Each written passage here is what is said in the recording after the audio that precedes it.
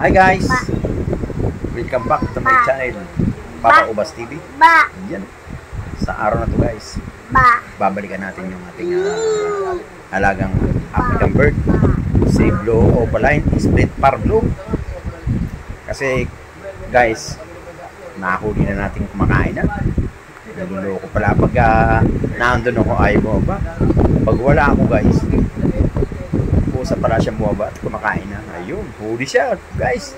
So ano pang ginagawa nyo? Pero bago yan guys, huwag yung kalimutan mag-subscribe kay Papa Ubas TV at paki-like and share na rin sa ating mga ina-upload. Sana po magustuhan nyo ang aking upload guys. Alright, let's go! Tara na!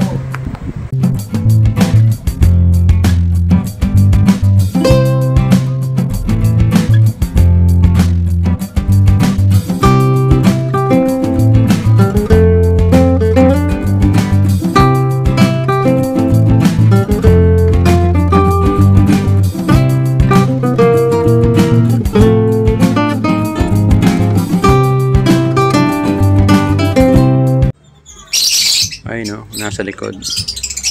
Ayun yung inakaysa, yung kulay white, blue and white. Pag yan bumaba na dyan guys, bubukdan natin sila. Kasi yung ina niya, yung mga magulang niya may itlog na bago may maapakan kaya kailangan mayroon po naman siyang opurahin, ibukod, iwalay nang hindi pa marunong kumain. Ayan. Kaya kailangan talaga matutong kumain guys, saka natin ibukod. Kasi kawawa siya rin pagka hindi siya kumain doon, walang magsusubo sa kanya. Antayin natin siyang bumaba. Ayan yung puti na yan guys, white face. Ayan ganda ng kulay, di ba? Blue, white face. Ang ganda ng kulay ng pagka parang niya, blue. Ayun guys, nahuli na natin yung inakay na isa na ayaw bumaba. Ngayon nakita natin buwaba na guys. Tara, tingnan natin guys. Tingnan nyo. Ang ganda talaga. Ayun guys, yun Ayun nahuli ko ng kumakain Ayun pasukin natin guys, pasukin natin. Yun. Ayun. Sana. Ayun. Nahuli ka na. Loko ka ibubukod na kita, kumakain ka na pala Let's go guys, kukunin na natin guys, kumakain ka na hello kuma ako ayun kukunin na natin guys, bubukod na natin. Umuto ka na ganun dali.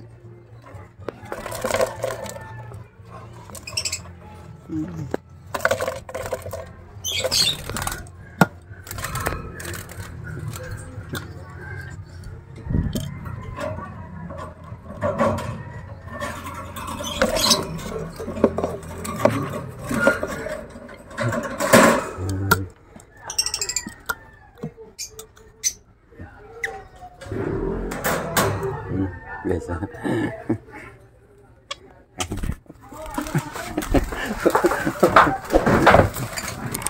ayun guys ganda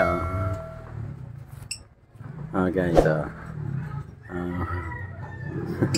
ganda guys, diba? Yan kasi guys, kaya natin dapat iwalay siya para matuto siyang lumipad. Mag-ano siya, matututo siyang sumamparon sa flight cage. Para ayan guys, nilagyan na natin sa nursery.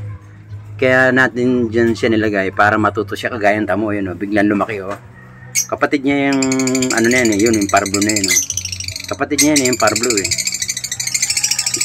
ito at saka yung parblu na yun magkapatid yan. Yan. Tapos yan naman, yung isa na yan, kapatid niyan, ayun yung mood na yun, yun ang kapatid niyan.